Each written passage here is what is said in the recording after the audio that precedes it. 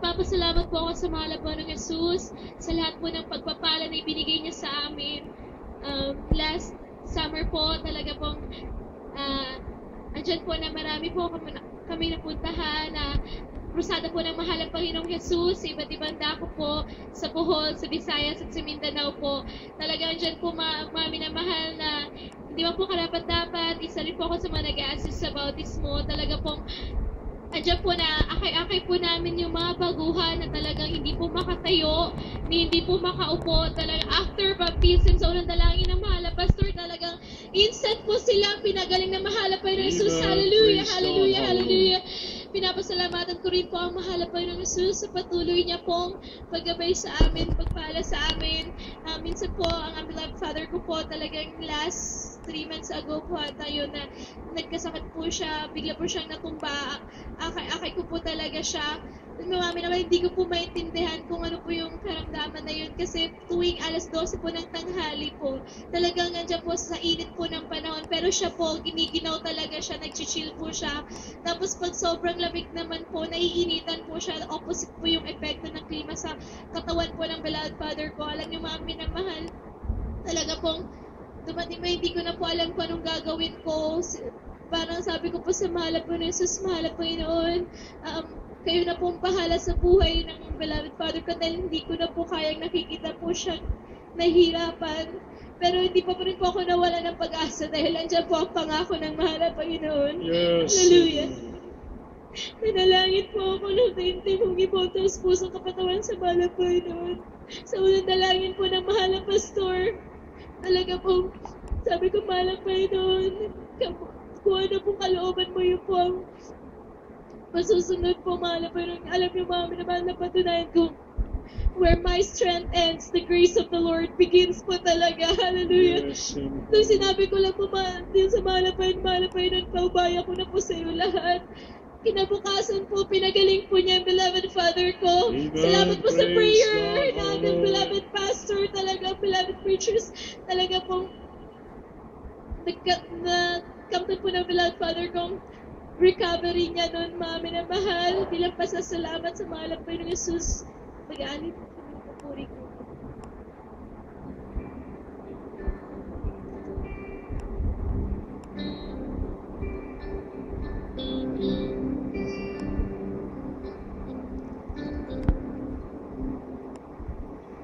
Kay ganda ng buhay ko, makulak ng makilala sa lungkot ng nakaraan.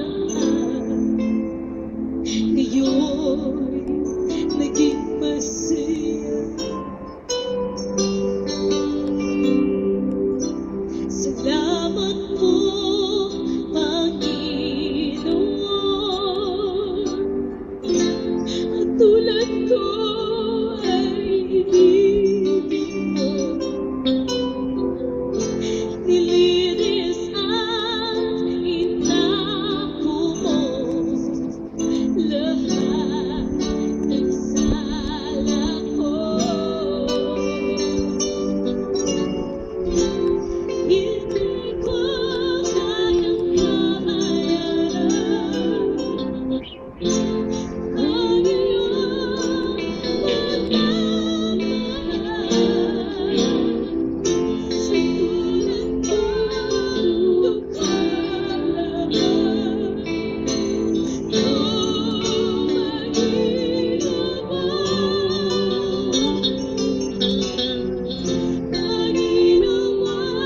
Gamitin mo ang buhay na hirap mo sa'yo.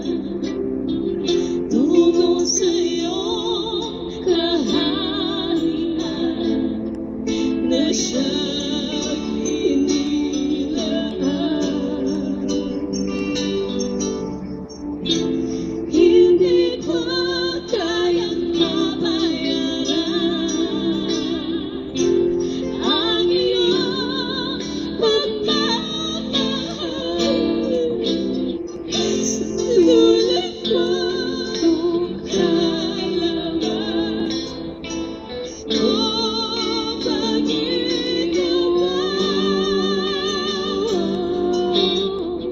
Panginoon, gamitin mo ang buhay na hirap ko sa'yo bilang ganti sa kabutihan